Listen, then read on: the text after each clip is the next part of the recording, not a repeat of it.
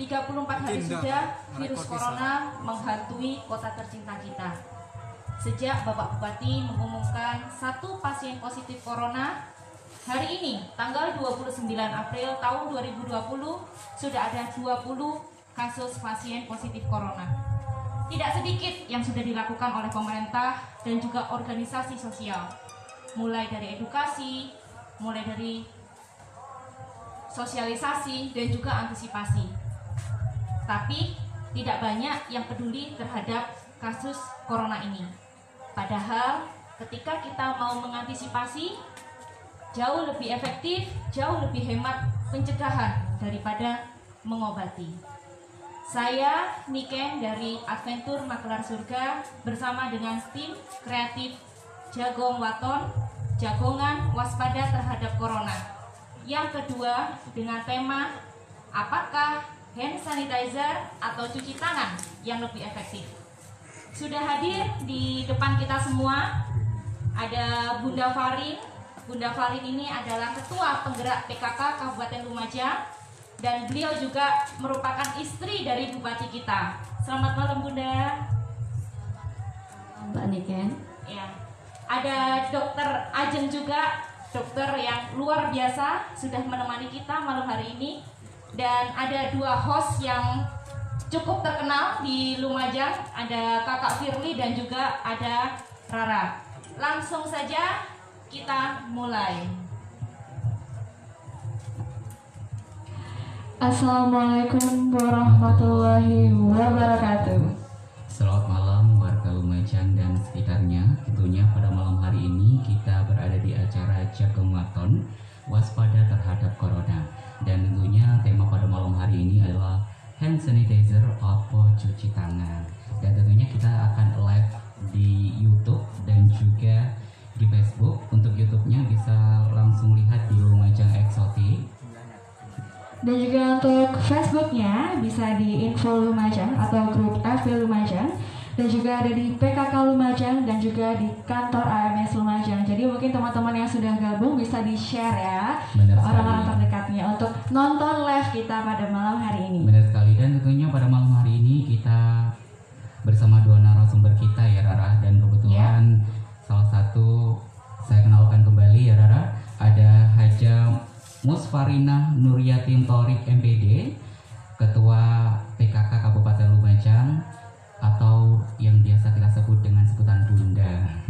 Selamat malam Bunda. Selamat malam Bunda. Dan selanjutnya adalah Dr. Rian Ajeng Mustikarani. Nah, Dr. Ajeng ini merupakan dokter umum yang memiliki kompetensi lebih di bidang kecantikan medis dengan berbagai sertifikasi workshop kecantikan mendunia yang pernah beliau ikuti, yaitu dari berbagai negara ya dokter ya. Ada di Korea, Spain, Hong Kong, dan juga Malaysia. Dan juga dokter juga sudah mengenyam pendidikan S2 di Magister Administrasi Rumah Sakit. Selamat malam dokter.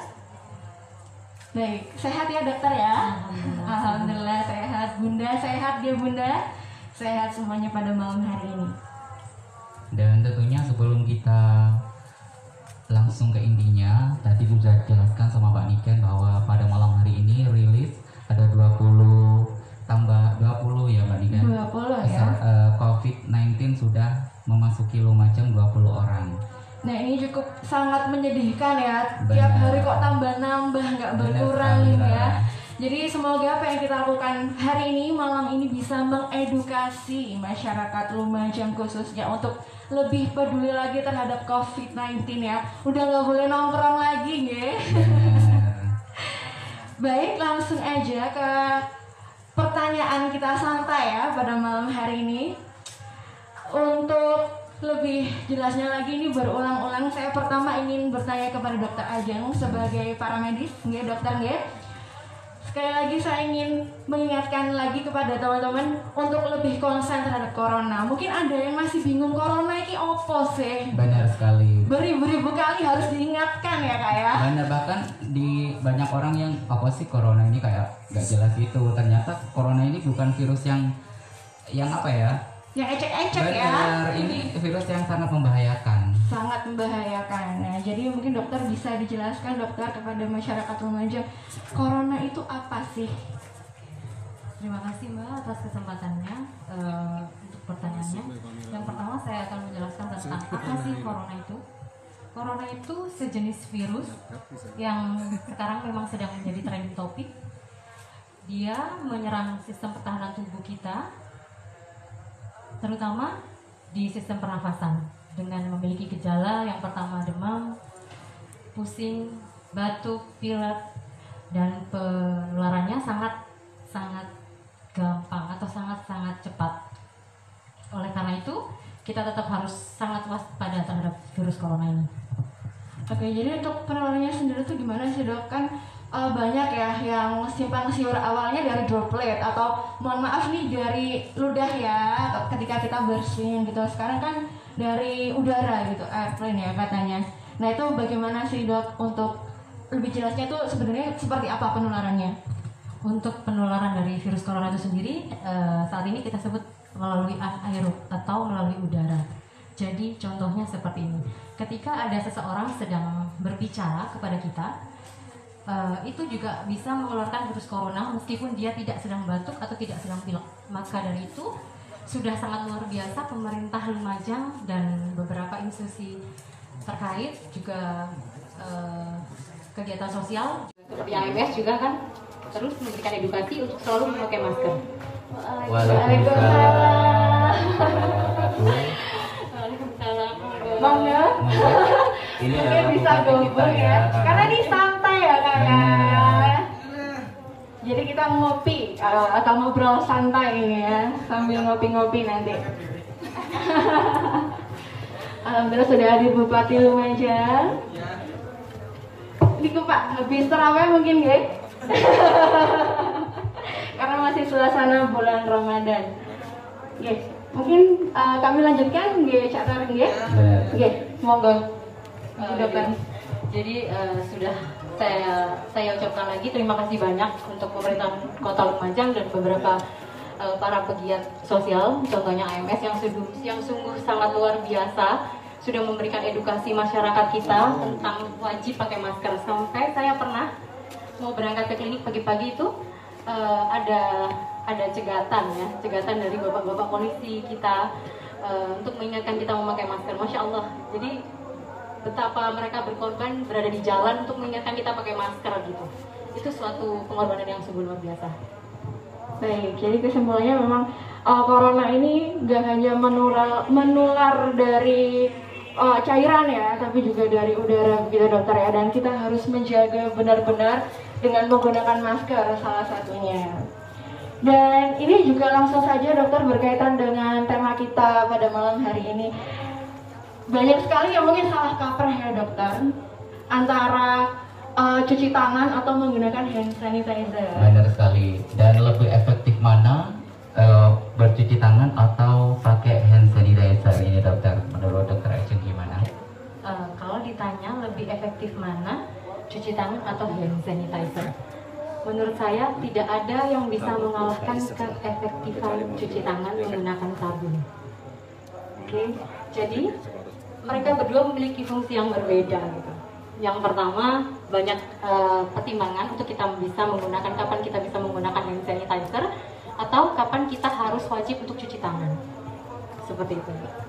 Oke, jadi yang benar-benar dianjurkan ya dokter ya. Mungkin ini sekali lagi harus di-note juga nih untuk kepada masyarakat Lumajang, warga masyarakat Lumajang, tidak ada yang mengalahkan cuci tangan ya dengan air yang mengalir ya, sabun. Benar sekali, itu menurut dari dokter Ajeng. Dan kebetulan di Lumajang ada beberapa daerah yang kekurangan air ya. Iya. Seperti ada di daerah Kelaka itu ada yang malah kurang air. Nah ini aku mau tanya sama Bunda, Bapak mau langsung tanya kepada Bapak ini, gimana mengedukasi orang-orang di sekitar yang pertama sih orangnya awam, terus air di sekitarnya masih kurang banget ini, Cak Torik. Aku panggilnya apa sih? Biar lebih Bapak akrab. apa gimana nih? Kalau KTP-nya Lumajang ya manggilnya Cak Torik. Caca aja ya. Kalau Lumajang ya, Cak Torik ya benar ya. Jadi gini, kita memang punya persoalan mendasar di beberapa kecamatan, terutama di wilayah utara, berkaitan dengan air bersih. Saya mau cerita dulu soal air bersih dulu, baru nanti soal cuci tangannya.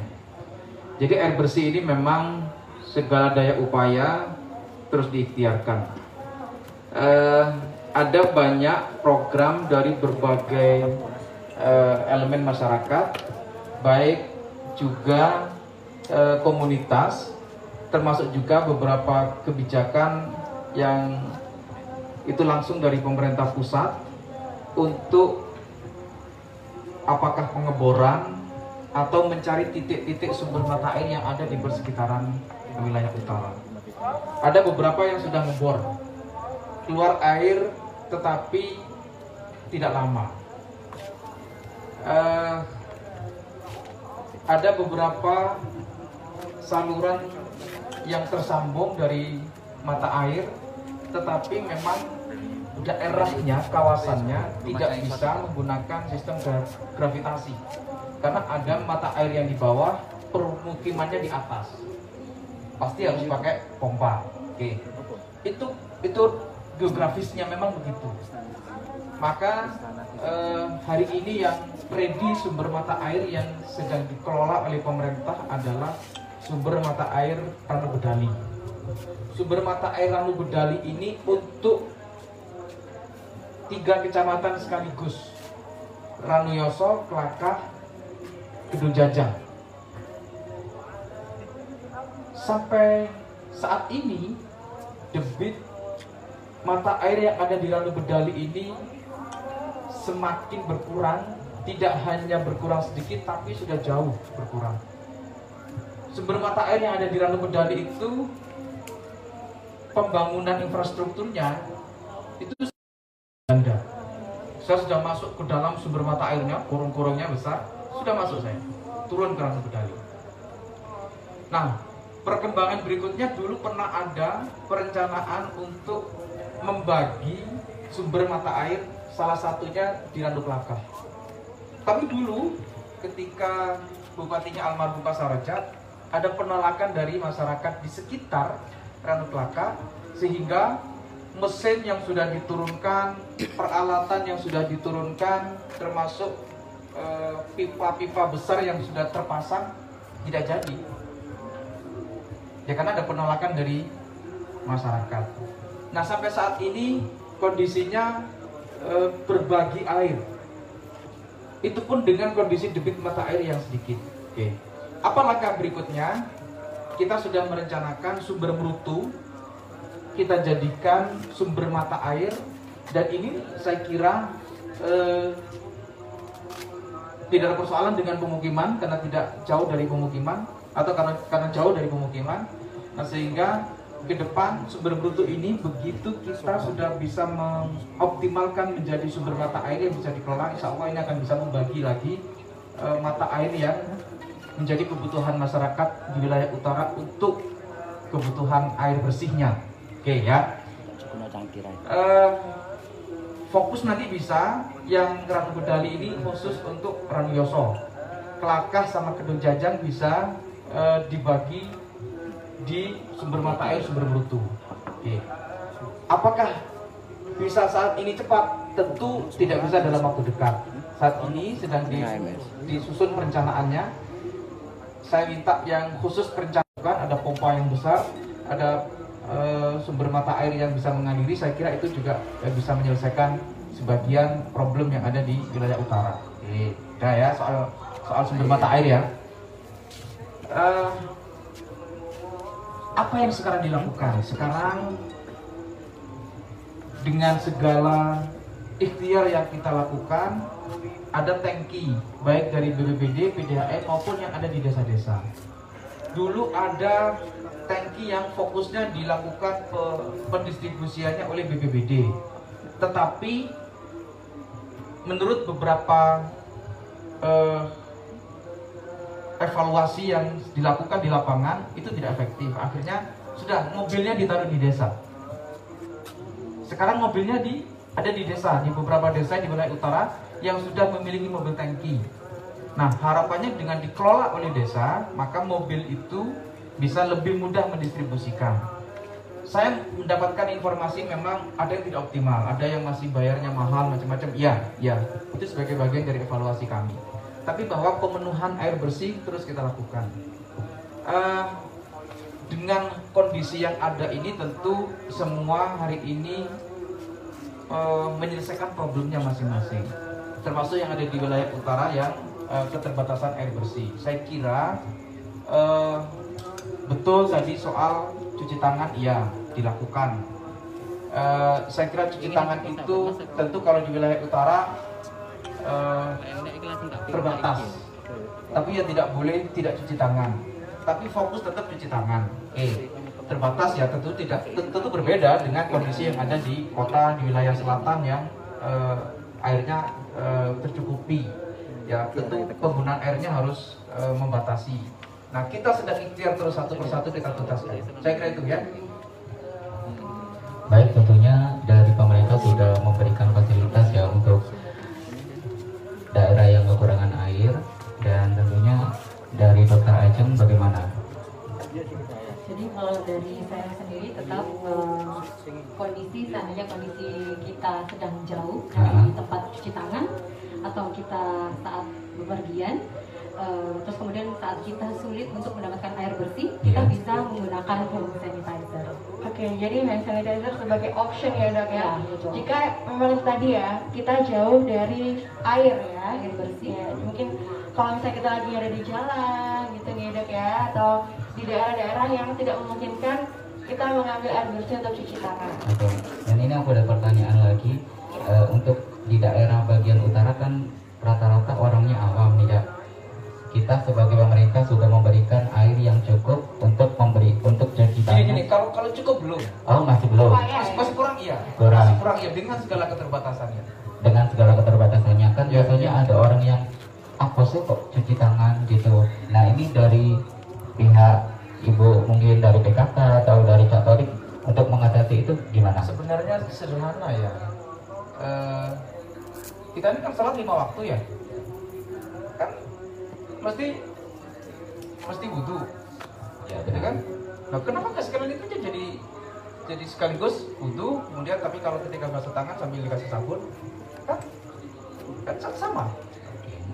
Iya kan? Ya, benar. Nah, Jadi mungkin untuk membiasakannya iya, itu sekarang ya, gini ya. aja. Sekarang gini, kita ini yang sholat setiap waktu 5 waktu itu, Iya. sudah setiap sholat sekarang wudunya untuk tangan pakai sabun. Nah, jadi itu salah satu solusinya ya. Ya, jadi mungkin sekarang juga masyarakat juga harus membiasakan diri ya, dari apalagi setelah beraktivitas gitu.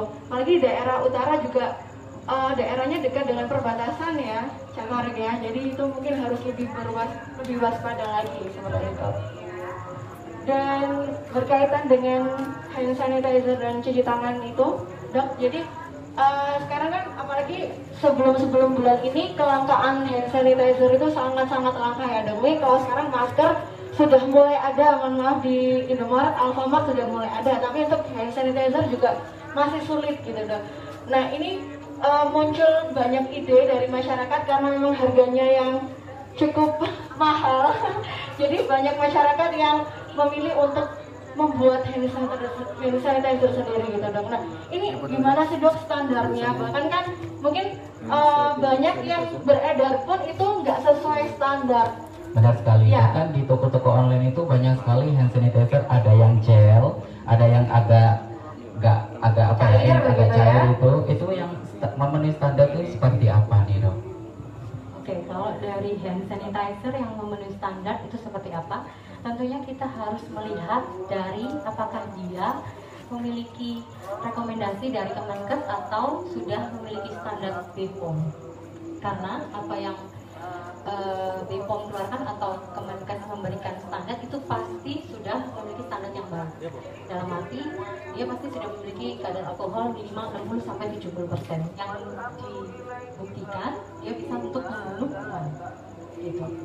Jadi memang harus benar-benar melihat ingredientsnya ya dok ya, melihat cara ngejone itu bahan-bahan nih gitu ya, di setiap kemasan itu pasti ada. Nah, untuk bikin sendiri nih Dok, kan banyak juga masyarakat kita yang bikin sendiri. Nah, itu seharusnya gimana sih Dok untuk takarannya, alkoholnya seperti apa, dan mungkin ada kandungan aloe vera seperti itu ya Dok, itu bagaimana sih Dok caranya? Jadi bahan utama kandungan dari hand sanitizer itu adalah alkohol. Alkohol itu adalah senyawa buatan yang memang dia terbukti aktif bisa membunuh kuman dari virus corona ini. Nah, kalau kita ingin memberikan campuran baik gliserin, itu akan menjadi bentukan seperti gel, dan itu akan membantu membuat minimal permukaan tangan kita menjadi lebih lembut seperti itu. Kalau bentukan cair bisa kita tambahkan seperti aqua. Nah, dalam perbedaan sediaan itu memang tidak memberikan perbedaan yang signifikan, jadi sama saja sebetulnya. Yang jelas pencampuran apa yang kita berikan itu tidak boleh mengubah dari konsistensi dari alkohol tersebut. Jadi percampurnya tidak boleh merubah konsistensinya ya, kesimpulannya seperti itu. Ada sekali. Dan untuk hand sanitizer ini Dok, apakah ada kadaluarsanya sih Dok? Untuk hand sanitizer? Tentunya ada. Jadi kan segala bentuk senyawa kimia yang kita buat, apalagi kita campur, itu pasti memiliki expired date-nya pasti. Dan itu bisa bertahan berapa lama? Tergantung, kalau buatan pabrik bisa 2 tahun, bisa 3 tahun. 2 tahun dan 3 tahun tergantung. Jadi aman lah, pokoknya. Aman. Pokok saya sih penting ono hand sanitizer loh. Iya. Ya wes, kau pikir kan luar sana di sini. Ya. Iya, oke.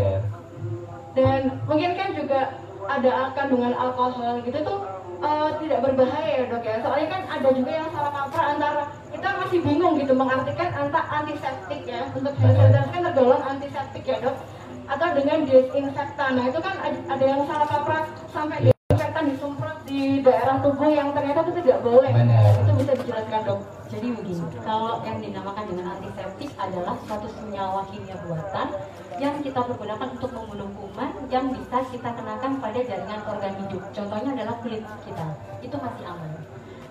Kemudian ada yang dinamakan desinfektan. Kalau desinfektan itu adalah senyawa kimia buatan yang dia hanya boleh mengenai benda mati. Jadi dia tidak boleh menyentuh area tubuh kita. Jadi hanya boleh pada tas, pintu, kursi, sepatu seperti itu. Jadi tidak boleh terkena kulit karena dia akan merusak dari mukosa kulit. Jadi kalau misalnya ada yang semprot-semprot desinfektan, nggak boleh ikutan semprot gitu ya. Nggak boleh langsung terkena tubuh kita. Jadi hanya boleh terkena pakaiannya yang memang secara jarak kita atur gitu. Meskipun kan beberapa akhir ini kan WHO juga mulai mengadakan larangan untuk kita melakukan penyemprotan desinfektan. Jadi jangan sampai deket-deket desinfektan, soalnya mungkin salah kaprah, pingin bersih tapi ternyata itu berbahaya ya. Dan selanjutnya boleh saya bertanya kepada Bunda. Kebetulan untuk langkah PKK ini dalam ikut andil dalam gerak cuci tangan ini bagaimana? Iya, untuk gerakan cuci tangan bukan hanya sebenarnya bukan hanya gerakan cuci tangan. Jadi sejak disampaikan oleh pemerintah bahwa sudah ada 1 pasien positif di Kabupaten Lumajang, PKK langsung membuat gerakan yang kita namai dengan PKK Peduli.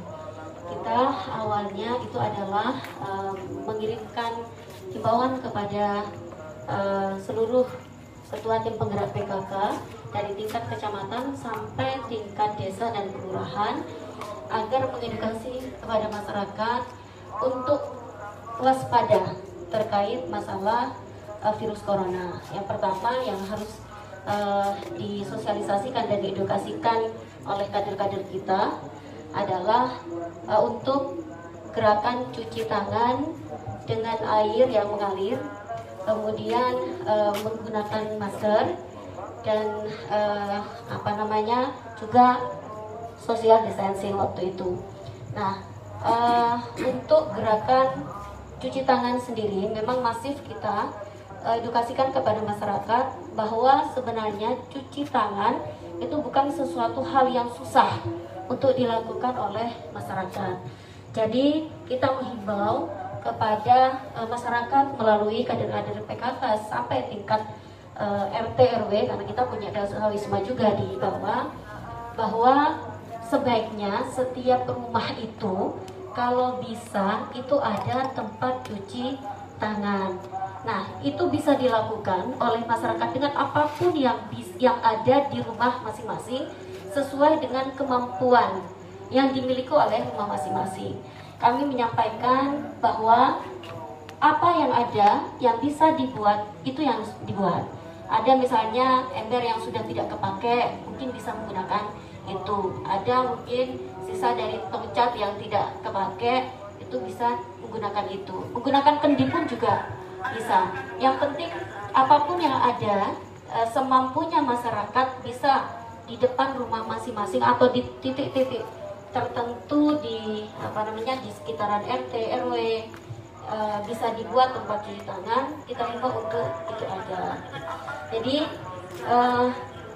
kita berharaplah ini masyarakat punya kesadaran bahwa dengan cuci tangan dengan air yang mengalir itu bukan hal yang susah. Jadi pikirannya tidak kepada hand sanitizer saja. Awal-awal kan orang berpikirnya untuk menjaga tangan bersih itu adalah hand sanitizer. Awal-awal virus ini muncul, karena itu kita segera membuat gerakan pertama yaitu masker, dan yang kedua itu adalah cuci tangan. Itu yang kita lakukan terkait masalah cuci tangan. Baik, tentunya dari PKK sudah ikut andil ya Rara, mulai dari social distancing, pakai masker dan juga cuci tangan.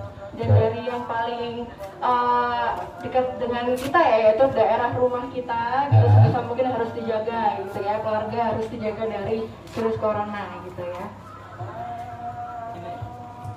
Gini, kalau soal pemahaman sosialisasi, saya kira ini sudah tidak kurang-kurangnya, tidak kurang sudah. Semua komunitas masyarakat memahamkan, bahkan saya yakin orang juga sudah banyak yang tahu. BPBD juga sudah membuat tempat cuci tangan sebanyak-banyaknya dengan segala kondisinya. Ono sing sabune ilang, ono sing macam-macam lah. Iya. Yang utama sekarang itu sudahlah, ini kesadaran bersama. Tidak ada pilihan kecuali kita semua mengerti, memahami bahwa ini persoalan yang harus kita tuntaskan bersama. Pakai masker, cuci tangan, jaga jarak dengan segala kondisi yang ada di lingkungan kita semuanya. Saya juga sudah menghimbau tidak lagi sholat tarawih berjamaah. Bukan tidak sholat tarawih, sholat di rumah. Jamaah di mana? Di rumah, jamaah di rumah. Siapa yang jadi imam? Suami masing-masing, anak laki-laki masing-masing. Sing biasa keluyuran anak lanang itu, ayo belajar jadi imam di rumah masing-masing. Sama makmumi, ibunya, adiknya, keluarganya jadi imam, tak apa-apa. Masih mek iso kulhudok, tak apa-apa. Yang penting sholat tarawih di rumah.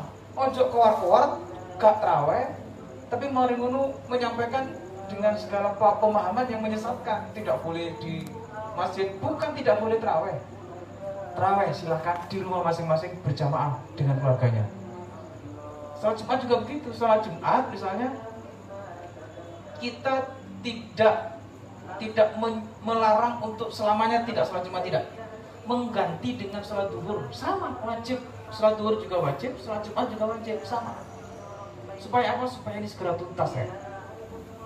Sudahlah, kita ini sudah berulang kali menyampaikan. Saya kira banyak informasi, banyak media, banyak cara media sosial kita juga sudah saya sampaikan, semuanya di mana-mana.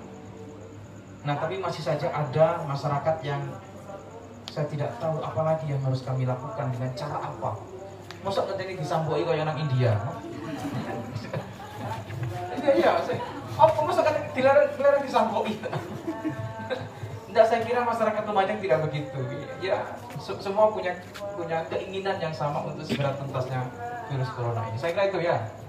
Benar, jadi intinya kita lawan bersama-sama COVID-19 ini dengan cara kita social distancing, pakai masker, terus cuci tangan yang benar dan mengikuti arahan dari pemerintah. Coba dijelaskan, social distancing itu mungkin tidak paham. Apa social distancing? Coba dijelaskan ya saya. Boleh. Sing bahasa yang ini ya, Dok, ya lebih mengerti di masyarakat Lumajang. Ada physical distancing. Ya, mungkin yang pakarnya ya udah ya cara monggo. Dokter social distancing yaitu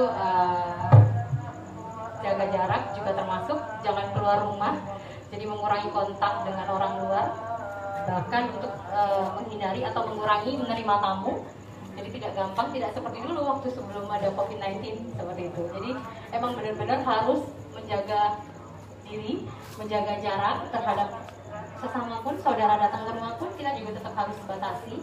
Jangan langsung disuruh masuk. Kalau mungkin zaman sebelum ada COVID-19 kita kan masuk terus kita bercanda dekat. Sekarang enggak, tetap kalaupun itu sangat penting tetap diterima dan tetap pakai masker. Seperti itu. Jadi penjelasannya. Ini sih itu sosial iki urip awake dhewe lho. Iku jenenge sosial. Ngobrol. Urip wong urip iki, wong urip bisa muter-muter iki, wong urip iku jenenge sosial. Distancing itu pembatasan. Wes. Jadi urip sing biasae awake dhewe iki dibatasi. Ya. Supaya apa? Supaya tidak seperti kehidupan normal. Sing biasa wong cangkruan, sing biasa wong kumpul-kumpul, sing biasa wong kegiatan, biasa wong ono acara hajatan. Kayak saiki misalnya koyo Ramadan kan biasa ono buka bersama. Ada buka bersama, ada kegiatan. Biasanya begitu ya. Nah, karena ini ada social distancing iku bahasa Inggris Jawane kira-kira uripe iki dibatasi saiki. Ndak kayak urip normal. Supaya apa? Supaya tidak semakin menyebar. Itu aja bahasa yang paling sederhana, wis. Istirahat dulu ya, Cak ya. Ya. Istirahat dulu. Sing kate mudik ya ojo mudik dhisik. Engko lek wis mari kabeh corona masih mudik ping 7 gak apa-apa. Ngopi wes ya.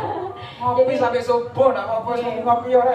Jadi mungkin di pembicaraan barusan ini juga bisa ditarik kesimpulan kalau pemerintah sudah sangat maksimal ya. Tinggal kita sebagai masyarakat Lumajang harus bekerja sama dengan pemerintah. Sing iso diatur ya. Ini ada pertanyaan ini. Saya juga lagi Iya, memantau. Uang soal uang, dokter. Ya uang karena Bahaya uang dokter nih ya. ya. Kan katanya kalau di uang itu sudah ada bermiliar-miliar bakteri Ya, gitu ya, ya. banyak. Baik transfer EDC seperti itu. Jadi karena memang uang itu kan sangat banyak ya dari tangan ke tangan. Jadi kumannya itu sangat-sangat banyak gitu. Nah, bagaimana kalau misalnya di kayak UMKM yang tidak ada, Dok? Mungkin ada sejenis kayak antisipasinya setelah Di pasar. cuci tangan misalnya kayak di pasar gitu gimana, Dok? Jadi sangat-sangat baik. Pilihan utamanya adalah cuci tangan yang pertama. Yang kedua, kalaupun kepepet itu hand sanitizer.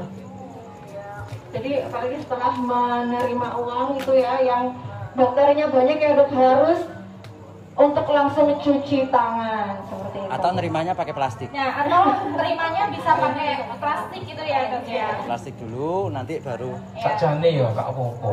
Yang penting setelah pegang uang itu langsung cuci ya. Ya langsung cuci tangan. Entah ini golek plastik mungkin angel ya. Mari Selami berdua. Iya.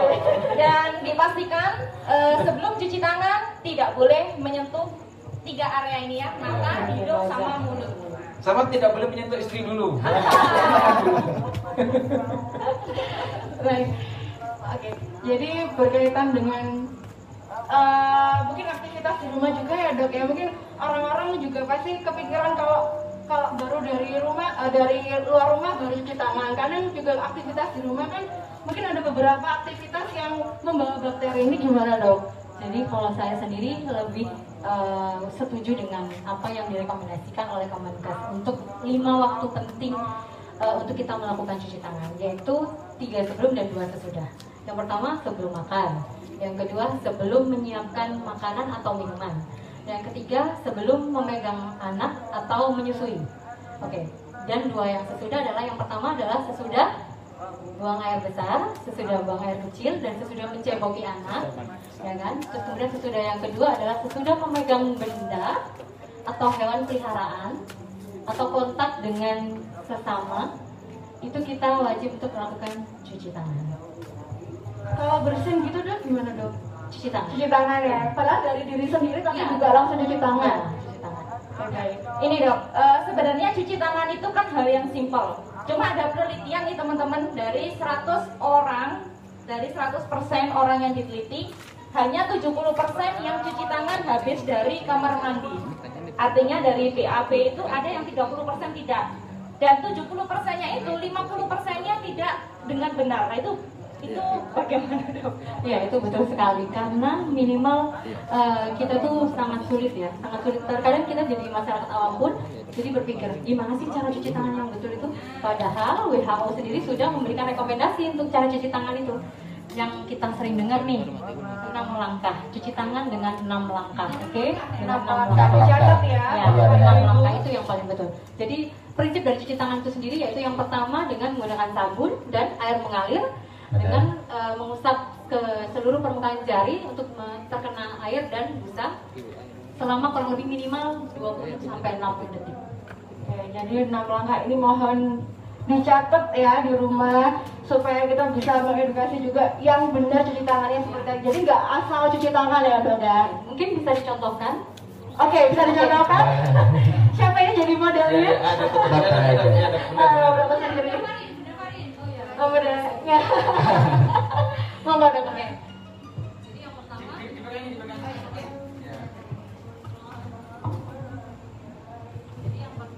Jadi yang pertama menggunakan air mengalir, terus kemudian kita ambil sabun, kita lakukan pemerataan pada area telapak tangan, kemudian pada area sela jari-jari punggung tangan dulu, yang kedua, terus kemudian yang ketiga sela jari-jari tangan, yang keempat adalah punggung jari dengan cara mengunci, gerakan mengunci, terus kemudian dengan menjepit daerah jempol kanan, area jempol kanan dengan tangan sebelah kiri dengan gerakan memutar dan dilakukan pada sisi sebelahnya juga. Kemudian dengan gerakan yang keenam adalah menggosok dari ujung kuku dengan gerakan melingkar pada telapak tangan seperti ini.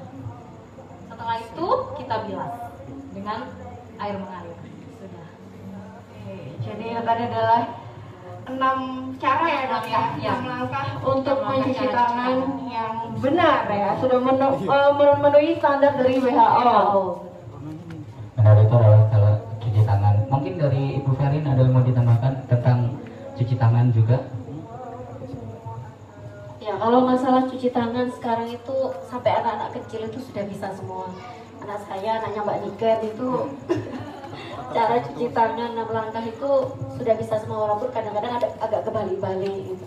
Tapi yang pasti begini, bahwa menyampaikan ke masyarakat, terutama masyarakat yang awam juga tidak mudah untuk kita memberikan edukasi terkait masalah 6 langkah ini. Kita juga ini di bulan Ramadan biasanya PKK kan juga ada pembagian takjil. Nah, kita untuk pembagian takjil ini sudah tidak dibagikan biasanya di pinggir jalan gitu, di perempatan-perempatan gitu. Kita sekarang lebih kepada pemberian takjil atau buka itu langsung door to door. Nah, kita door to door itu sekaligus ada misi juga menyampaikan kepada masyarakat sebelum makan cuci tangan dulu ya Bu, seperti itu. Jadi door to door kita memberikan takjil sambil mensosialisasikan kepada masyarakat untuk cuci tangan sebelum makan. Nah, bukan hanya sekedar takjil yang kita berikan, tapi ada ajakan di situ untuk cuci tangan. Karena kalau misalnya kita memberikan cuci tangan begini itu biasanya orang-orang ini ya tidak semua orang juga bisa menerima. Tapi kita memberikan takjil itu dengan mengajak untuk cuci tangan dengan sabun sebelum makan gitu. Jadi kalau menurut saya untuk masalah cuci tangan dengan 6 langkah ini sudah banyak sebenarnya. Yang penting bagaimana masyarakat itu mau dan memahami pentingnya cuci tangan, itu menurut saya yang paling penting saat ini. Karena ada masyarakat yang tahu akan tetapi dia tidak mau melakukannya. Jadi hanya sekedar cuci tangan begitu aja seperti hari-hari biasa sebelum corona.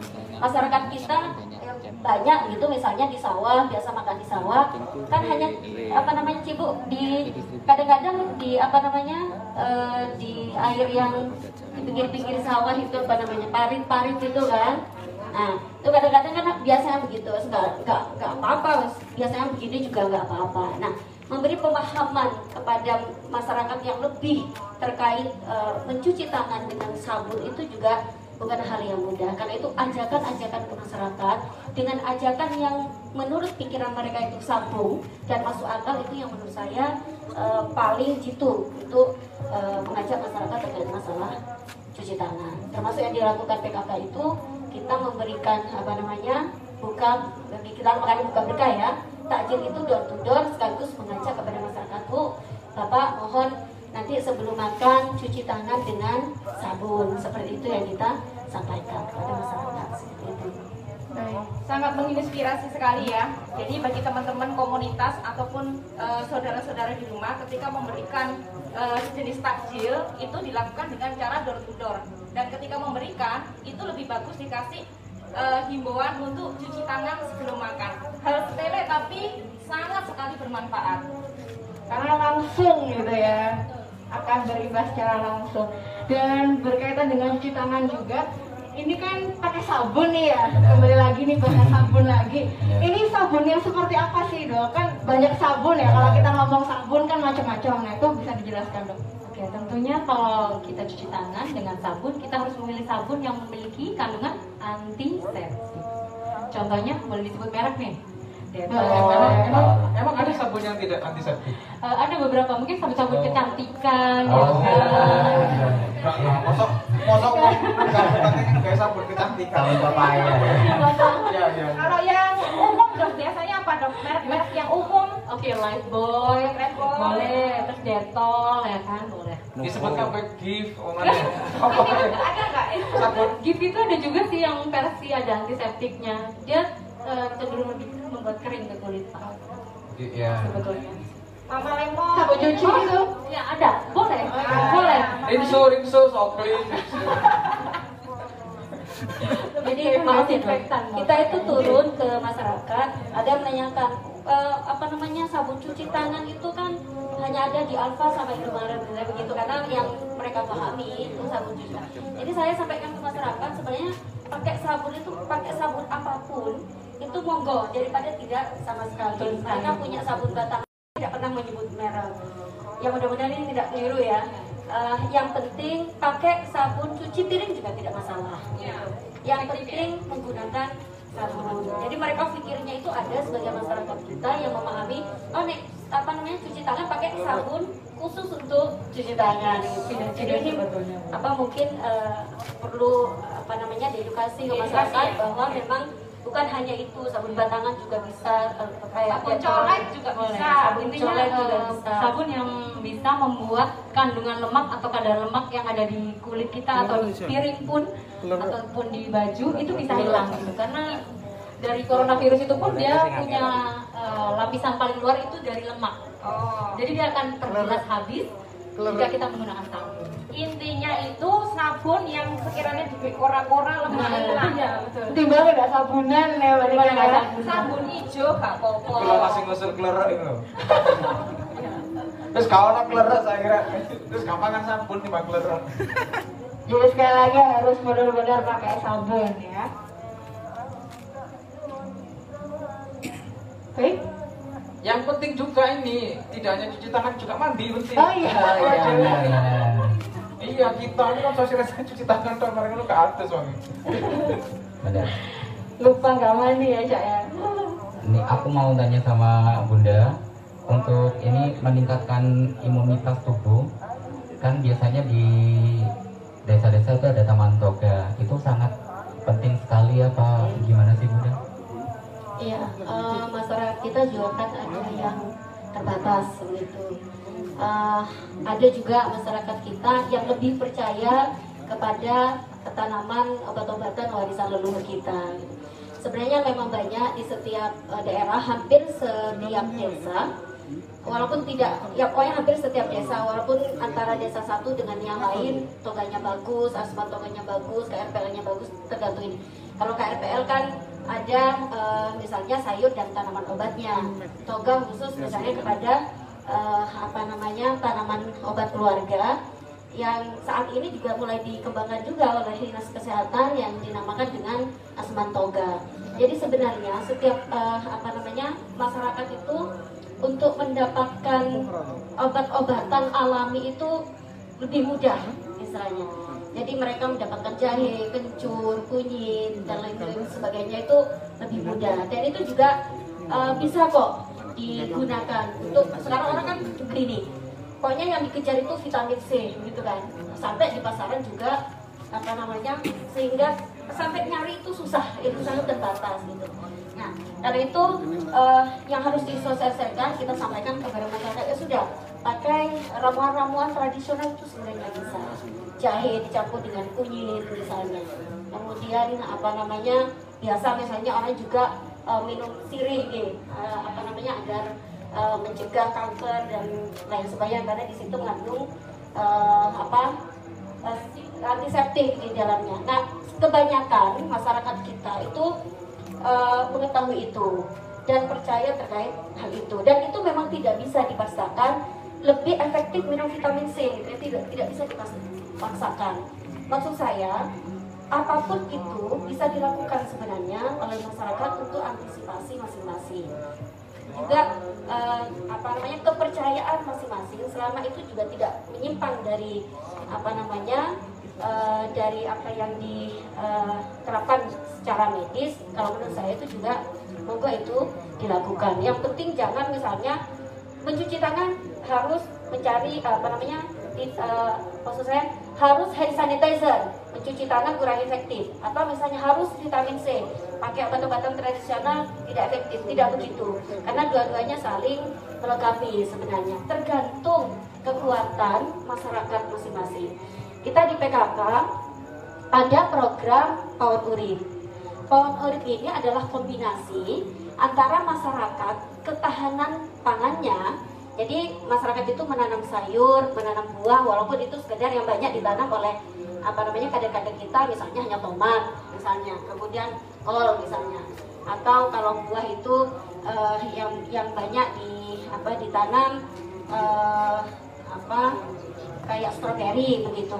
Tapi ada buah-buah lain yang juga ditanam. Selain itu di PAUD Urip ini juga ada tanaman obat. Jadi ada gabungan antara tanaman obat dan sayur-sayuran di lingkungan sekitar masyarakat.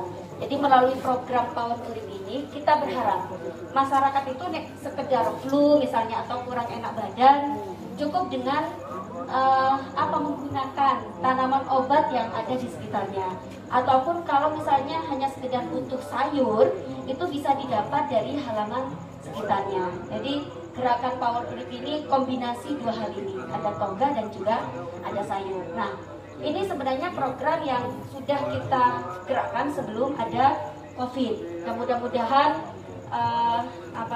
dengan adanya PAUD Urip ini, COVID ini masyarakat tidak terlalu risau dengan tidak adanya misalnya tanaman obat keluarga atau sayur-sayur di sekitar rumah-rumah mereka.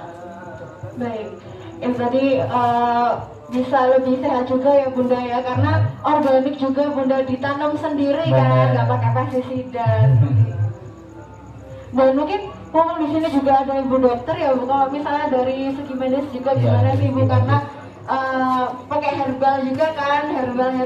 Nah ini bagaimana Bu? Saya sangat setuju dengan penggunaan herbal, karena herbal itu sangat baik untuk kita menjaga. Jadi ketika daya tahan tubuh kita mulai turun, itu sangat bagus. Contohnya saya berikan contoh pada saya sendiri.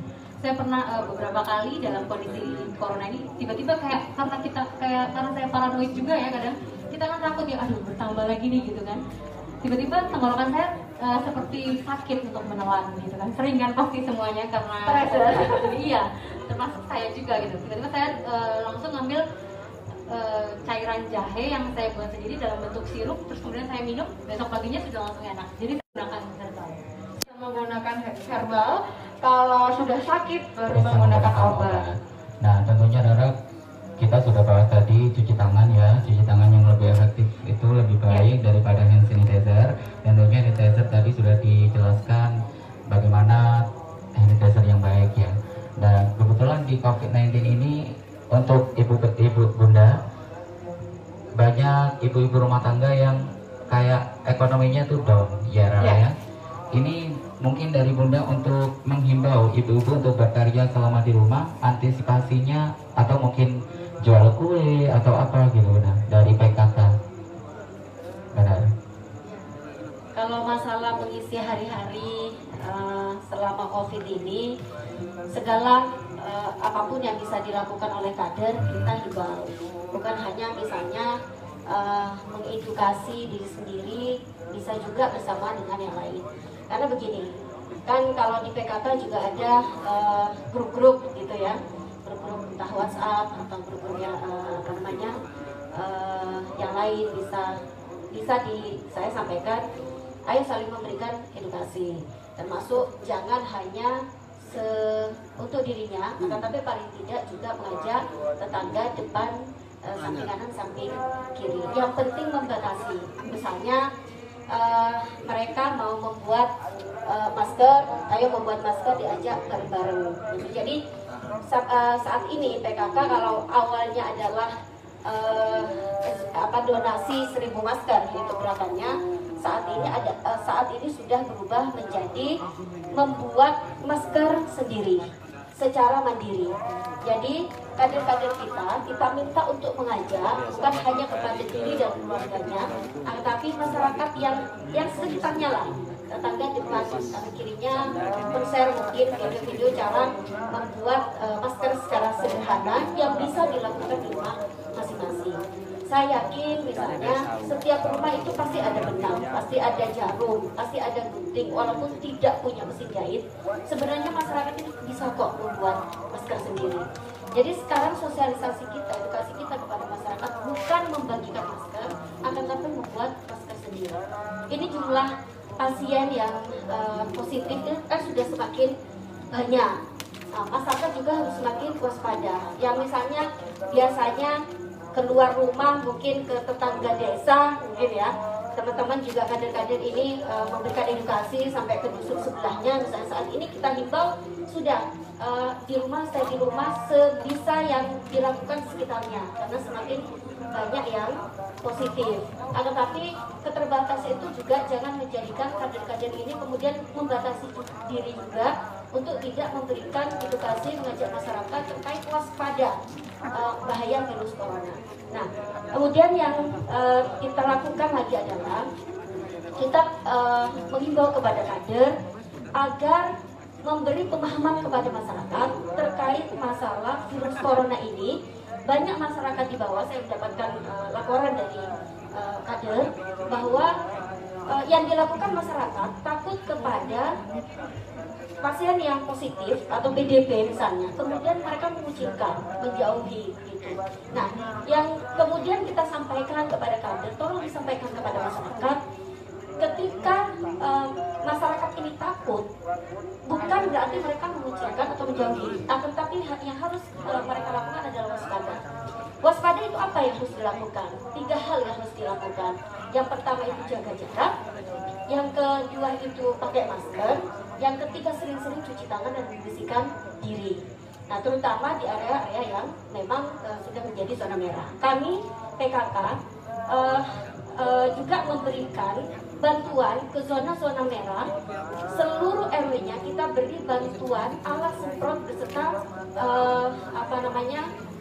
cairan desinfektannya yang itu kita titipkan di RW, karena tidak mungkin ya ketika zona merah ini biasanya hanya 1 atau 2 RW yang di lock, kan biasa begitu, dan bantuan-bantuan itu kan sporadis ke sana, sementara RW-RW yang lain kadang-kadang tidak tersentuh. Nah, kami kemudian memberikan bantuan itu kita titipkan kepada RW agar masyarakat yang tidak punya, misalnya kemudian mereka ingin menyemprot rumahnya mandiri, hampir di zona merah. Kalau ditanyakan sampai masuk ke rumah-rumah kan di daerah-daerah yang lock biasanya.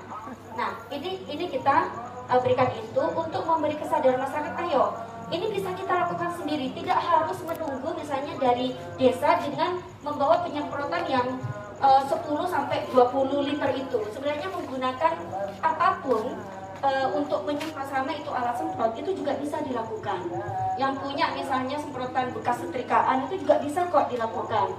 Misalnya di rumahnya punya ngeramut ayam, ngeramut burung, ada semprotan itu juga kok bisa dilakukan. Nah, kita itu sebenarnya hanya memberikan simultan bahwa kita titipkan di RW. Harapan kami masyarakat juga punya kepedulian, entah mereka juga menitipkan seperti itu di RT masing-masing atau menyediakan di rumahnya masing-masing dengan harga yang terjangkau dan dengan alat yang terjangkau harganya, dengan menggunakan juga bahan yang sebenarnya banyak kok di masyarakat. Jadi kita bukan hanya memberikan itu, akan tapi kita juga memberikan bahan-bahan disinfektan yang gampang sekali didapat di masyarakat, terutama di toko-toko yang ada di kampung-kampung, perancangan itu ada. Jadi kita berikan beserta gambarnya plus cara membuatnya.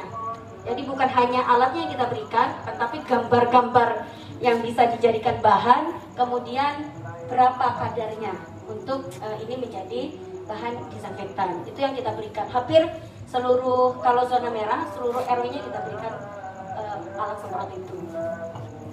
Baik, sudah luar biasa sekali upaya pemerintah bersatu melawan corona bersama masyarakat Lumajang ya. Saya pengen baik, ini penting sekali saya ingin sampaikan kepada masyarakat. Kan ada banyak yang tanya, ini bantuan pemerintah dengan kondisi ini apa? Semua orang hari ini merasa menjadi terdampak secara ekonomi, terdampak secara sosial. Tukang pijit aja sekarang ini terdampak, tukang dada itu, tukang dada. Ya. Jadi saya ingin sampaikan, penduduk Kabupaten Lumajang ini kalau dihitung kakak keluarga itu 321.637 kakak sak Lumajang. 321.000 lah sak Lumajang. Yang hari ini sedang on progress bantuan dari pemerintah pusat itu melalui PKH, BPNT, kemudian tambahan bantuan untuk PKH maupun BPNT yang dari Kementerian Sosial karena sekarang ini kondisi corona, totalnya itu semua 180.894 kakak. Tak jelaskan ya satu-satu. Ini saya dapat laporan supaya jelas sama masyarakat. Bantuan sembako yang PKH itu yang 200.000 itu 86.901 kakak. Ini saat ini on progress distribusi yang PKH yang sudah dapat ya. Kemudian perluasan tambahan kuota bantuan sembako atau perluasan PKH itu 200.000 yang biasa PKH dapat itu sejumlah 32.575 kakak. Itu ada tambahan lagi. Sekarang on progress, nanti akan ada pendistribusian melalui kartu kesejahteraan sosial dari BNI. On progress. Kemudian ada lagi bansos tunai yang hanya 3 bulan, bulan April sampai Juni itu 29.008 kakak. Ini juga on progress pendataannya. Kemudian ada BLT yang melalui dana desa. BLT yang melalui dana desa ini totalnya yang proses distribusi 32.410 kakak. Nah, belum nanti ada bantuan dari pemerintah Provinsi Jawa Timur berupa sembako. Nanti akan ada pendistribusian dalam bentuk barang sembako yang akan kita kasih 11.000 kakak. Sekarang masih proses tahap pendataan, pengusulan. Nanti kalau anggarannya sudah turun langsung kita distribusikan. Kemudian dari Pemda juga ada melalui Dinas Sosial untuk beras 5 kilo 6.720 kakak. Dari bagian Kesra beras juga 6.558 kakak. Melalui DPMD Dinas Pemberdayaan Masyarakat Desa 2.000 kakak. Melalui Sekretariat Dewan, ini nanti anggota Dewan yang akan turun ke masyarakat 20.000 kakak. Kemudian ada yang Ramu Tonggo itu, yang bantuan dari banyak masyarakat, beras 5 kiloan itu, total yang sekarang tahap 2 didistribusikan 49.978 kakak. Totalnya di luar yang tadi itu, di luar yang 180 kakak tadi itu, adalah 49.907 total semua. itu 277.150 kakak total semuanya. Ini sudah hampir mendekati total. sudah hampir mendekati 50% lebih. Nah, apa yang ingin saya sampaikan, ayo ini diawasi bersama. Aku ya tidak terima oleh ono tidak tepat sasaran. Benar. Yang penting bagaimana? Laporkan bila ada yang tidak tepat sasaran. Bagaimana caranya? Apa yang bisa dilakukan? Foto atau apa ternyata orang ini dapat bantuan tidak tepat sasaran, segera laporkan. Karena ini bisa dievaluasi. Begitu tidak tepat sasaran, langsung kita coret, langsung kita ganti. Mana tunjukkan yang perlu dan belum mendapatkan bantuan. Saya membuka ruang yang terbuka. Ayo di desa sekarang saya minta di semua desa untuk menuliskan, ditempel baik di balai desa, balai dusun, di tempat-tempat umum, nang warung misalnya, nama-nama yang mendapatkan bantuan, mulai PKH, BBNT, bantuan beras, bantuan nanti yang BLT, bantuan langsung tunai dari desa, semua harus ditempel. Jadi orang bisa tahu, mendata. Semua orang tahu ini yang mana yang dapat. Kalau ternyata tertulis dan ternyata tidak dapat dan ternyata diselewengkan, nah ini saya kira bisa saya urus sampai tuntas. Saya ingin ini tidak jadi masalah. Saya ingin membuka ruang terbukanya apa ya? Ya sebuka-bukanya anu lah ya. Bahasa dulu lah pokoknya. Transparan. Transparan kan anu sih. Pokok dibuka sak buka blak lho. Ah. Dibuka sak buka blak. Ya wis ya. Udal. Untuk semua masyarakat, ayo kontrol bersama-sama. Saya senang sekali kalau ada laporan misalnya tidak tepat sasaran, sampaikan kepada kami semua untuk segera kami tindak lanjuti evaluasi. Kalau dana bantuan langsung tunai dari dana desa, begitu bulan ini ada yang tidak tepat sasaran, misalnya dulure petinggi, dulure RT tidak tepat sasaran, laporkan. Bulan berikutnya bisa dievaluasi melalui musyawarah desa. Saya akan lakukan itu. Pokok ono sing gak tepat sasaran tak urus sampai urus pokoknya. Terus dulu ya. Luar biasa. Itu yang perlu saya sampaikan. Saya pamit dulu. Nanti bisa dilanjutkan bincang-bincangnya. Ya, baik. Itu ya. Terima kasih ya. Assalamualaikum warahmatullahi wabarakatuh. Sebagai masyarakat biasa harus berterima kasih ya kepada pemerintah Kabupaten Lumajang, nggak kurang-kurang. Mana pemerintah keberatan. Terima kasih Cak Tarik. Sudah sangat maksimal dalam menanggulangi corona ya. Ini karena memang musibah bersama ya. Nggak cuman mungkin nggak cuman Lumajang saja, ya, semuanya bahkan juga sudah seluruh berdampak. dunia ya. Iya. Dan tadi kita sudah Dokter Ajeng dan Bunda sudah menjelaskan cuci tangan, sanitizer itu sudah jelas gamblang. Iya. Sebelum kita tutup, ini ada pesan terakhir mungkin dari Dokter Ajeng.